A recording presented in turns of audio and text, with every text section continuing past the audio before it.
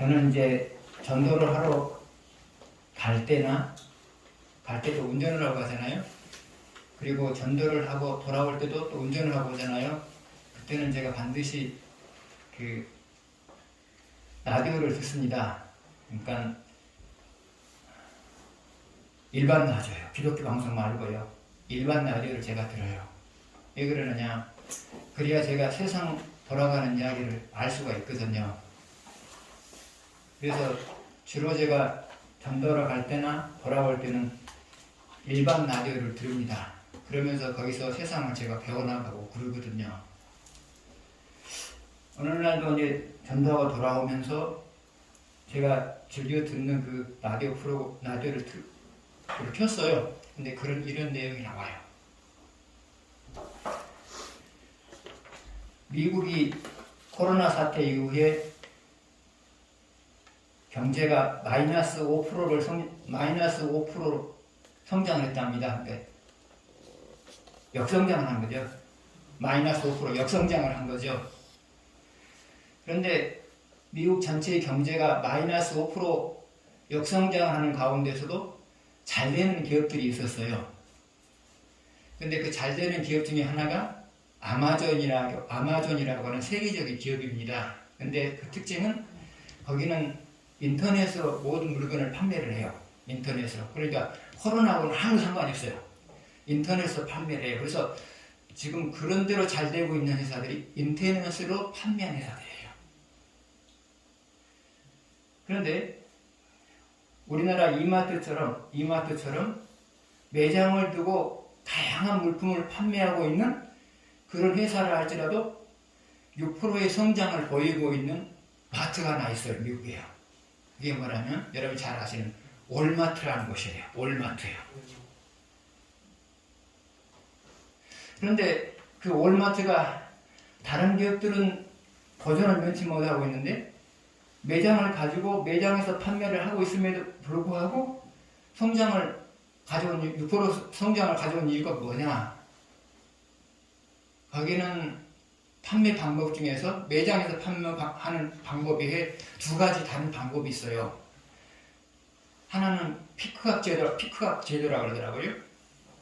이게 뭐냐면 이제 고객이 인터넷을 통하여서 월마트로 주문을 해요. 그러면 거기서 언제까지 주문할 테니까 그 시간에 맞춰서 우리가 지정한 주차장으로 오라고 해요. 그러면 그 시간에 도착하면 그 직원이 그 물건을 다 함께 모아가지고 트렁크에다 실어주면 그렇게 해서 끝나요. 그러니까 매장에 갈 필요도 없고요. 여러 사람을 만날 필요도 없고요. 그냥 주문하고 거기에 직원이 그 물품들을 트렁크에다 실어주는 것으로 끝나는 거예요. 그러니까 대면에 대한 부담감이 없는 거죠. 또 하나의 방법이 뭐였냐면 배송제도예요. 주문을 해요. 고객이 주문을 해요. 그러면 그 주문한 것을 2시간 이내에 그 집에 갖다 주는 거예요. 그러니까 매장에 와서 다른 사람과 부딪힐 일이 없고요. 감염에 대한 염려도 없고요. 이런 제도를 도입을 한 결과 6%의 성장을 가져왔다고 그러더라고요. 그래서 어떤 기업이든지 간에 변화에 대해서 잘 대응하는 기업은 어떤 상황에서 살아남는 거고요. 변화에 대해서 대응하지 못하는 그런 기업들은 다른 기업과 같이 어려워지는 거고요.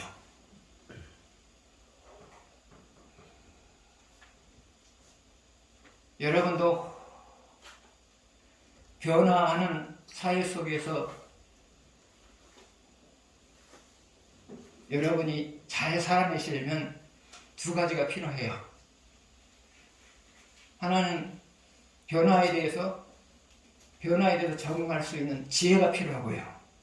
변화에 대해서 대응할 수 있는 지혜가 필요해요.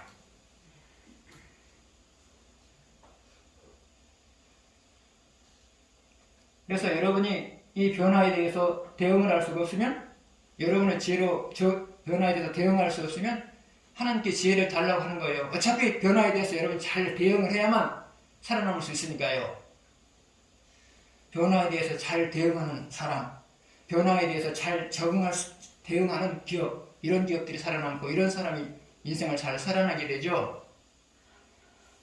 그래서 여러분 스스로 대응할 만한 지혜가 없으면 하나님께 구해서 대응하셔야 돼요. 또 하나는 변화에 잘 대응하는 것이고요. 하나는 변하지 말아야 될 것이 있어요. 변하지 않는 거예요. 그러면 변하지 않는 것은 무엇이냐? 그것은 신앙이에요.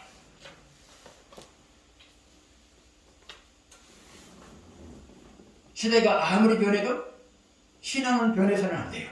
신앙은 변해서는 안 돼요.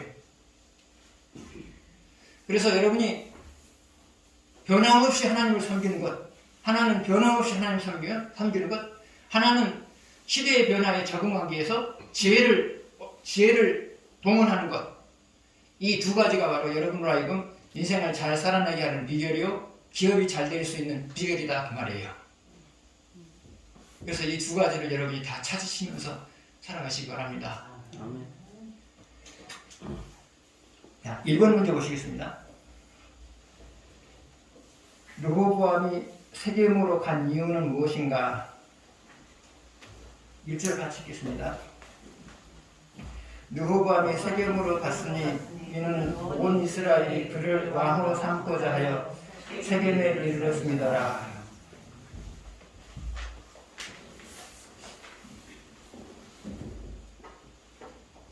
자, 말씀을 보게 되면 르호보암이 세겜으로 간 이유에 대해서 말하고 있어요. 그 이유는 무엇이었죠? 온 백성이, 온 이스라엘이 그곳에서 르호보암을 왕으로 삼고자 했기 때문이죠. 그런데 르호보암이 세겜으로 간 더 근본적인 이유가 있어요. 그것은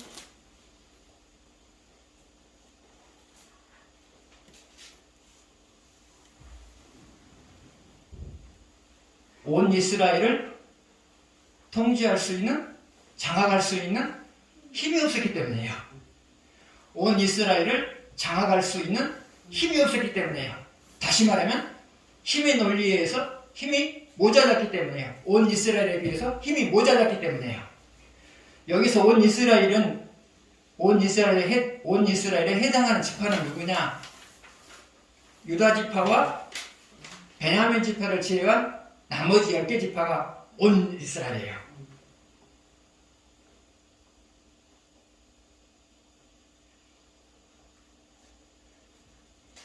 그런데 르호보암은 온 이스라엘을 장악하지 못하고 있어요. 10개 지파를 장악하지 못하고 있었어요. 다시 말하면 10개 지파의 힘에 눌렸단 말이죠. 10개 지파의 힘에 눌렸단 말이죠. 여러분, 원래 이스라엘에서 왕이 즉위하게 되면 지파의 대표들이 와가지고 축하를 해야죠. 그런데 그들이 왕을 세운다. 이것은 아니죠. 아니잖아요. 어떻게 그들이 왕을 세워요?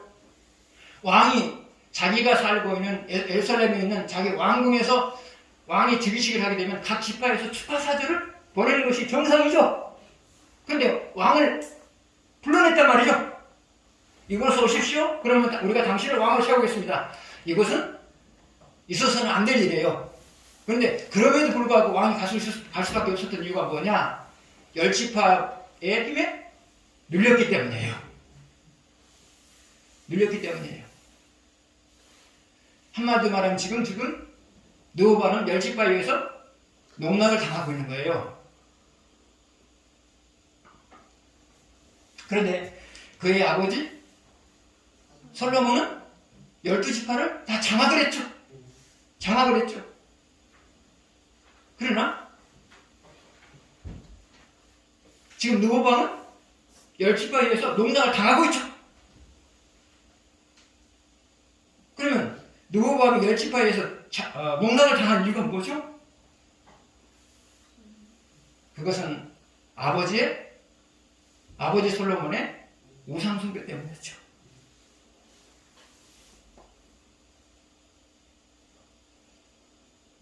아버지 솔로몬은 12지파를 장악을 했어요. 그런데 그의 아들 르호보암 때는 12지파에 의해서 10지파에 의해서 농락을 하게 해요. 왜 그렇게 됐느냐? 그의 아버지 솔로몬이 우상을 숭배했기 때문에 이렇게 됐단 말이죠.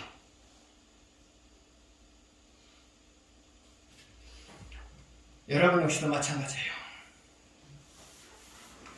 여러분이 받은 말씀대로 살아가게 되면 사람을 장악할 수 있는 힘이 생겨요.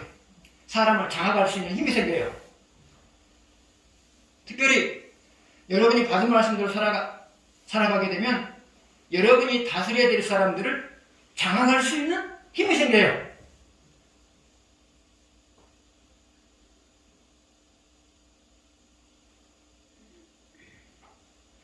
더 작은 단위로 생각하면 여러분이 받은 말씀대로 살아가게 되면 자녀들을 장악할 수 있는 힘이 생겨요. 여러분 모르시죠? 자녀들을 장악할 수 있으면 자녀들을 변화시킬 수 있는 것이고요.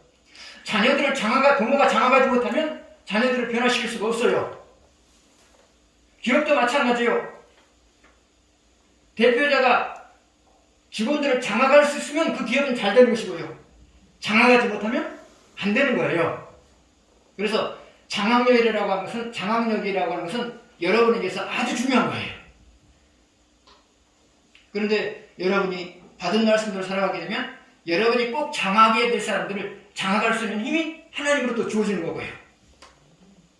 그런데 여러분이 누군가를 장악해야 될 위치에 놓여 있는데도 불구하고 여러분이 농락을 당할 때는 언제냐?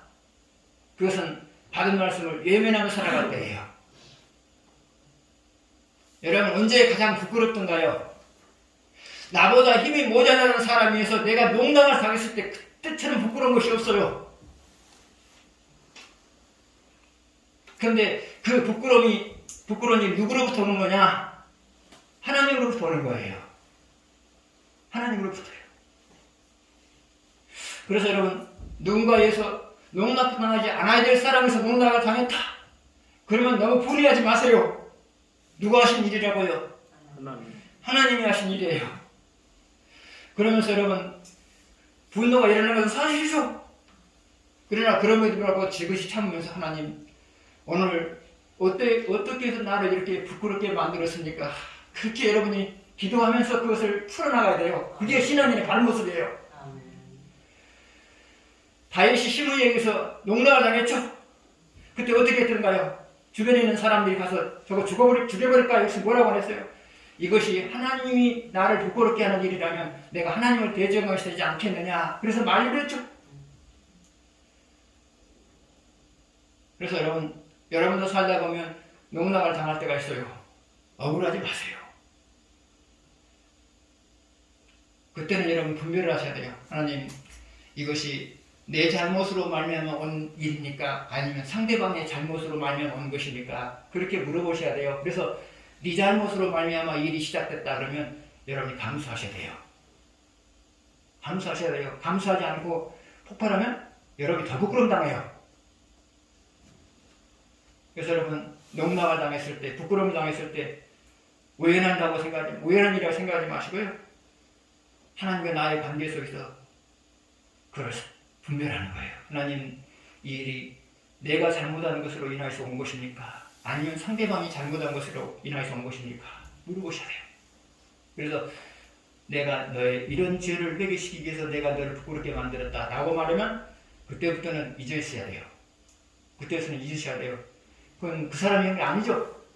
그 사람이 한 거 아니잖아요. 누가 한 거예요? 하나님이 하셨어요. 그때는 싹이 있는 거예요. 다음 되면 찢기가 남으시면 안 돼요.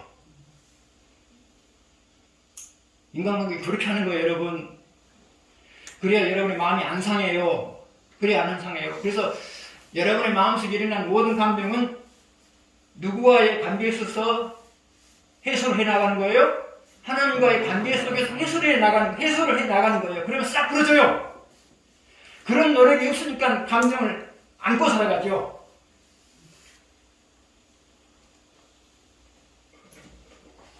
아무튼 그래요. 여러분이 하나님으로부터 받은 말씀대로 살아가게 되면 여러분이 장악해야 될 사람들을 장악할 수 있는 힘이 생겨요. 하나님이 그렇게 만들어요. 그러나 여러분이 받은 말씀을 예민하면서 살아가게 되면 여러분이 장악해야 될 사람들에게 의해서 농락을 당해요.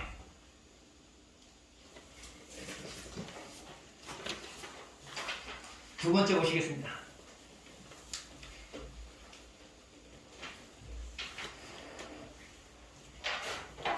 르호보암이 노신들의 말을 듣지 않고 종년배들의 말을 들은 이유는 무엇인가? 15절 보시겠습니다. 15절 같이 읽겠습니다. 왕이 이같이 백성의 말을 듣지 아니하였으니 이 일은 여호와께로 말미암아 하는 것이다. 여호와께서 전에 실로 사람 아히야로 느바시 아들 여로보암에게 하신 말씀을 이루게 하시니더라.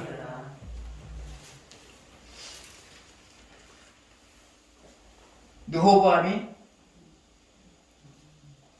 왕으로 세움을 받기 위해서 세겜에 갔어요. 세겜에 갔을 때 열지파의 대표들이 르호보암을 찾아와요. 그러면서 협상을 해요. 당신의 아버지는 우리에게 지나치게 세금을 걷어들였습니다. 지나치게 부역을 시켰습니다. 그러므로 세금도 감면해주고 부역도 덜 시킨다면 앞으로 우리가 당신을 왕으로 섬기겠습니다. 협상을 하는 거예요. 그런데 르호보암은 신중해요. 그래서 즉답을 피하고 사흘간의 말미를 달라고 요청을 해요. 이게 중요하죠? 즉답을 하게 되면 나중에 후회할 일이 반드시 생겨요. 이건 참 지혜로운 거예요. 즉답을 피하고 3일간의 여유를 달라고 그래요. 그러면서 혼자만을 생각한 것이 아니라 제일 먼저 찾은 사람들이 아버지를 도왔던 노신들을 찾아가는 거예요. 원로들을 찾아가는 거죠. 그래서 그들에게 자문을 구해요. 원로들이 말해요. 열지파의 요구를 들어줘라. 그러면 그들이 당신을 왕으로 섬길 거다. 그 다음 말 안 하죠. 만약에 속으로만 생각하는 거죠. 당신이 만약에 그들의 요구를 들으지 않으면 남북으로 나눌 수도 있습니다. 그 말을 참아 못한 거죠. 노신들은 그걸 알 수가 있어요. 분위기상 그걸 파악할 수 있었죠. 일단 들었어요. 그리고 나서 이제는 여기 소년들이라고 했는데요. 소년들에게 물었겠어요? 여기 소년이라고 하면서 무엇을 말하냐면 노인들에 비해서 젊은 사람들, 동년배, 르호보암과 동년배의 사람들을 르호보암과 동년배의 신하들 그렇게 생각하시면 되겠죠? 소년이라는 표현을 그렇게 하신대요. 이해하신대요. 물었어요. 소년들은 뭐라고 말했느냐? 결론적으로 말하면 당신이 하나를 내주면 또 다른 것을 요구할 거다. 그러니까 그런 일이 없도록 더 강하게 나갔으면 좋겠다. 동년배 사람들의 의견이 그랬었어요. 그런데 결국은 르호보암이 동년배 신하들의 말을 들었어요. 그래서 협상은 결렬되고 열지파는 르호보암과 등을 돌리게 되죠. 여러분, 과정은 아주 신중해요. 과정을 보게 되면 아주 심사숙고 있어요. 이 사람에게도 노인들에게, 지혜가 많은 노인들에게도 물어보고 젊은 층에게도 물어보고 얼마나 신중해요. 그러나 신중했으나 결국은 악수를 넣죠. 바둑에 보면 이런 용어가 있어요. 장고 끝에 악수를 두었다. 묘수를 찾기 위해서 많은 시간을 들여서 생각을 했단 말이죠. 근데 결국은 묘수를 두는 것이 아니라 악수를 뒀단 말이죠. 르호보암도 장고를 했어요. 3일 동안 장고를 했어요. 혼자만 장고를 하는 것이 아니라 다른 사람들의 의견을 수렴해 가면서 장고를 했어요. 근데 장고 끝에 묘수를 두었어요. 악수를 두었어요. 여러분 역시도 마찬가지예요. 여러분이 받은 말씀대로 살아가면서 장고를 하게 되면 반드시 묘수를 두어요. 왜요? 받은 말씀대로 살아가면서 여러분이 지혜를 찾으면 하나님께서 묘수를 주거든요. 누구에게나 마찬가지예요. 받은 말씀으로 살아가면서 여러분이 장고를 하게 되면 하나님께서 묘수를 준단 말이죠. 묘수를 줘요. 왜요? 받은 말씀을 대로 살아가는 사람들의 인생을 책임지게 되어 있거든요. 그렇기 때문에 묘수를 준단 말이죠. 그래서 여러분이 묘수를 찾으려면 먼저 어떻게 해야 된다고요? 받은 말씀대로 사셔야 돼요. 그러면 묘수를 줘요. 왜요? 하나님에게는 묘수가 천지예요. 어떤 상황에 대해서 묘수를 갖고 있는 분이 하나님이란 말이죠. 여러분이 어떤 상황에 놓였든지 간에 하나님은 여러분에게 묘수를 줄 수가 있어요. 다 갖고 있으니까. 그러나 여러분이 받은 말씀대로 살아가지 않으면서 묘수를 찾으려고 한단 말이죠. 그러면 결국은 악수를 두게 만들어요. 하나님이요. 악수를 두게 만들어요.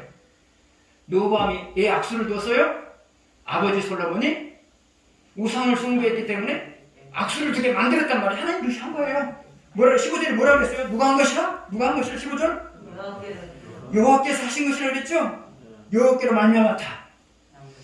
그래서 여러분이 어떤 일에 대해서 악수를 두는 것, 묘수를 두는 것, 하나님이 그렇게 하게 만든 거예요. 그러나 여러분이 받은 말씀대로 살아가게 되면 어떤 상황에서 묘수를 둬요.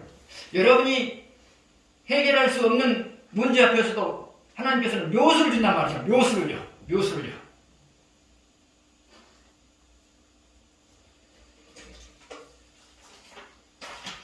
세 번째 보시겠습니다. 르호보암이 다스릴 수 있는 땅은 어느 정도인가? 16절 17절 보시겠습니다. 같이 읽겠습니다. 온 이스라엘이 자기들의 말을 왕이 듣지 아니함을 보고 왕에게 대답하여 이르되 우리가 다윗과 무슨 관계가 있느냐? 이새의 아들에게서 다투기 산이 없도다. 이스라엘아 너희 장막으로 돌아가라. 다윗이여 이제 너는 내 집이나 돌아보라 하고 이스라엘이 그 장막으로 돌아가니라. 그러나 유다 성읍들에 사는 이스라엘 자손에게는 르호보암이 그들의 왕이 되었더라. 자, 온 이스라엘이 몇 지파라 그랬죠? 10지파라 그랬죠?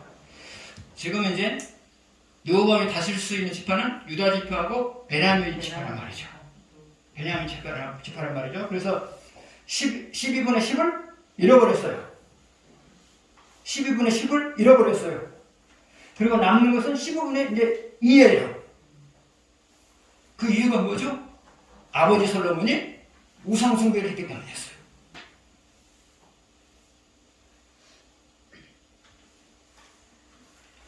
우리 역시도 마찬가지예요. 받은 말 여러분은 들을 리가 없죠? 적어도 주일 저녁 예배 참석한 사람들에게는 이런 일이 아니네요.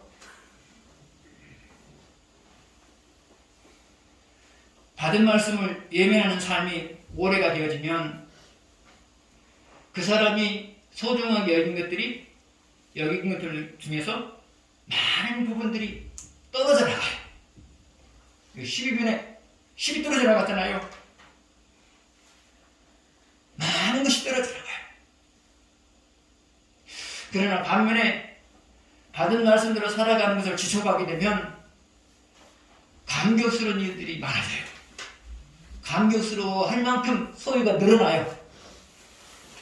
그래서 여러분, 소유가 늘어나고 줄어드는 것은 여러분이 받은 말씀대로 살아가느냐 살아가지 않느냐 그것과 관계가 있어요.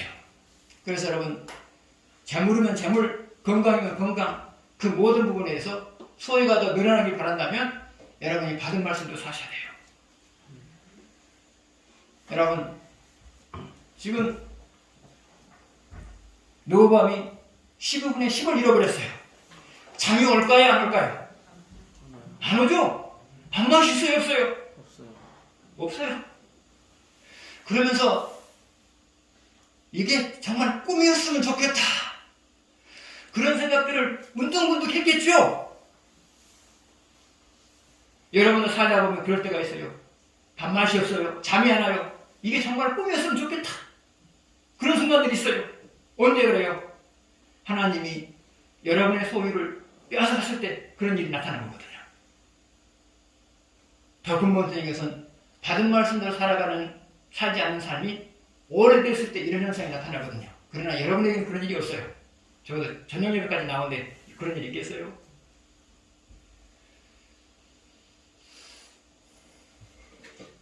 네 번째 보시겠습니다.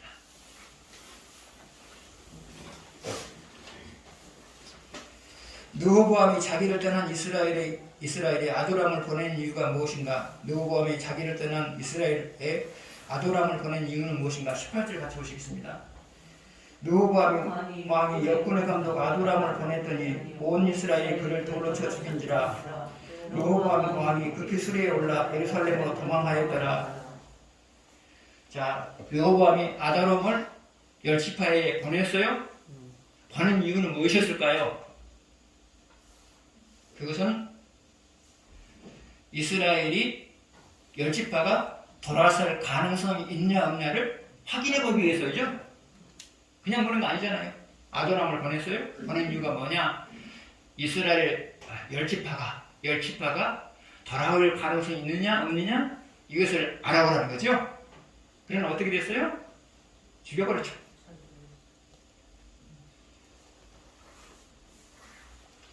보낸 이유가 또 하나 있어요. 보낸 이유가 또 하나 있어요. 왜 보냈느냐? 르호보암은 눈이 멀어져서, 르호보암은 영적인 눈이 멀어져서 되어지는 일들 속에서 하나님의 섭리를 읽지 못하고 있었어요. 되어지는 일들 속에서 하나님의 섭리를 읽지 못하고 있었어요. 자, 여러분, 12개 중에서 10개를 잃어버렸어요? 그러면 속상해하고 있어서는 안 되죠? 속상해하고만 있어서는 안 되죠? 어차피 여러분이 12개 중에 10개를 잃어버렸다면 속상해 있어서는 안 되는 거고요. 이 상한 마음을 어떻게 해소할 것이냐, 그 답을 찾으셔야죠. 그러려면 누구에게 나가야 돼요? 하나님에게 나가야 되잖아요. 하나님 나가서 하나님, 내가 12개 중에서 10개를 오늘 잃어버렸습니다. 어떻게 해서 이렇게 되었습니까? 물어봐야죠. 그럼 하나님이 대답하겠어요? 안 하겠어요? 하지요. 네 아버지가 우상숭배한 결과이다. 말할 거 아니에요. 물어보는데 대답 안 해요? 대답을 안 해주면 너번이 계속해서 속상해하고 분해하고 그렇게 살아갈 건데 대답을 안 할 거냐고요. 한단 말이죠. 그러면 이제 알았어요? 알았으면 보낼까요? 안 보낼까요? 안 보내죠? 하나님의 섭리를 몰랐기 때문에 하지 말아야 될 쓸데없는 짓을 했단 말이죠. 근데 여러분 역시도 마찬가지예요. 하나님의 섭리를 모르면 하지 말아야 될 일들을 하게 돼요. 하지 말아야 될 일들을 한단 말이죠.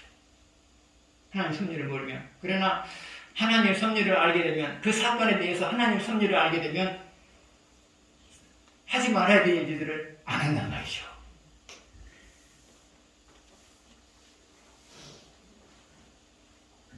적당한 예가 생각이 안 나는데요. 예를 들면 이래요. 싸웠어요? 근데 된통 당했어요. 근데 생각해보니까 서로가 반만 잘못했어요. 억울해요. 억울하죠? 억울해요. 그러면 그때 이제 어떻게 되느냐, 신앙이는. 하나님, 이 다툼이 누구로 말미암아 나온 겁니까? 이 다툼이 누구로 인하여서 발생한 것입니까? 니로 말미암아 발생했다. 그러면 가서 따져야 돼요? 안 따져야 돼요? 안 따지는 거예요. 또 따지면 또 된통 당하는 거예요. 된통 당하는 거예요. 왜요? 지금 하나님께서 당하게, 여러분의 하는 삶을 보니까 속상하니까 된통 당하게 만들었단 말이죠. 그런데 그것을 받아들이지 못하고 또 가서 따진다. 그럼 또 된통 당하는 거예요. 그래서 여러분, 다투고 나서 꼭 그것만 아니죠. 어떤 사건이 일어났으면 이 사건이 왜 일어났는지를 여러분이 물어보시고요. 거기서 대해서 답을 주시면 거기에 맞춰서 행동을 하는 거예요. 이게 바로 하나님의 섭리를 읽어가는 사람들이 쓸데없는 짓을 안 하면서 살아갈 수 있는 방법이죠. 5번째 보시겠습니다.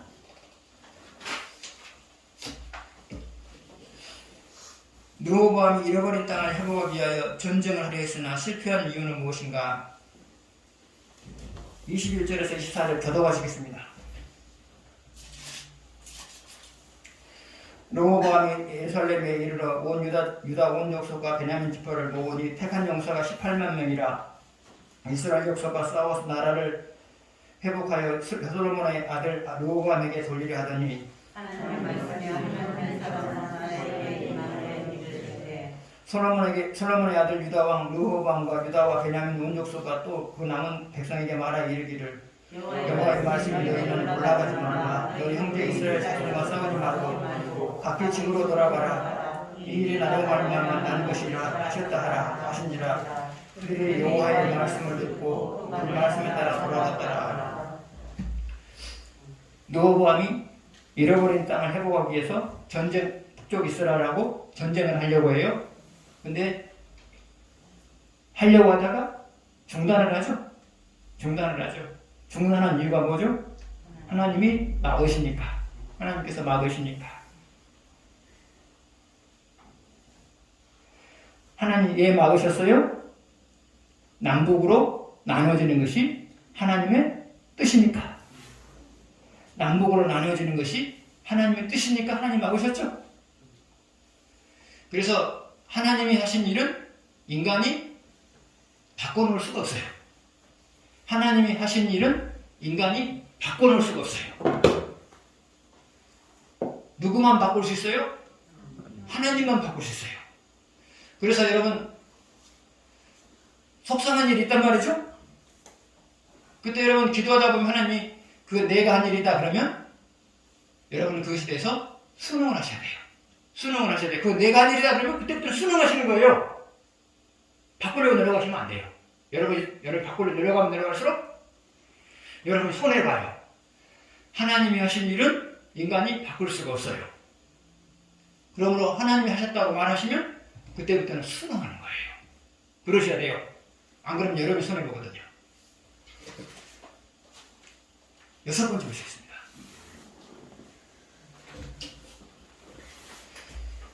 여로보암이 예루살렘 성전을 대신할 예배 처소와 금송아지를 만든 이유는 무엇인가? 26절에서 29절 보시겠습니다. 더더하시겠습니다. 그의 마음에 스스로 이르기를 나라가 이제 다윗의 집으로 돌아가리로다. 만일 백성이 예루살렘에 있는 여호와의 성전에 제사를 드리려고 올라가면 이 백성의 마음이 유다 왕의 그들의 주 르호보암 왕에게로 돌아가서 나라를 죽이고 유다의 왕 르호보암에게로 돌아가리로다 하고 이에 계획하고 두 금송아지를 만들고 무리에게 말하기를 너희가 다시는 예루살렘에 올라갈 것이 없도다. 이스라엘아 이는 너희를 애국 땅에서 인도하여 올린 너희의 신들이라 하고 하나는 베델이고 하나는 다윗인지라. 아멘. 여로보암이 생각에 잠겼어요. 이스라엘에게는 3대 절기가 있었잖아요. 3대 절기가 되면 이스라엘 백성 모두가 예루살렘 성전으로 올라가죠. 절기를 지키기 위해서. 근데 이게 고민이 돼요. 북쪽 이스라엘 백성이 예루살렘을 왕래하다 보면 마음이 변해서 르호보암에게로 돌아가지 않을까 그런 염려가 생긴 거예요. 그래서 이것을 극복하기 위해서 어떻게 했어요? 북쪽 이스라엘에도 예배를 드릴 수 있는 처소를 마련하죠. 그리고 하나님 대신 금송아지를 만들어 놓죠.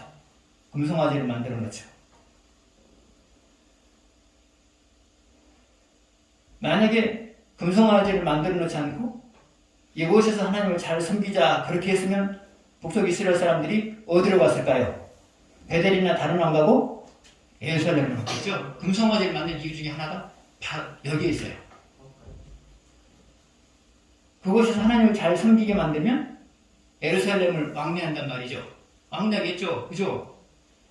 그래서 그것을 방지하기 위해서 금송아지를 만든 거죠.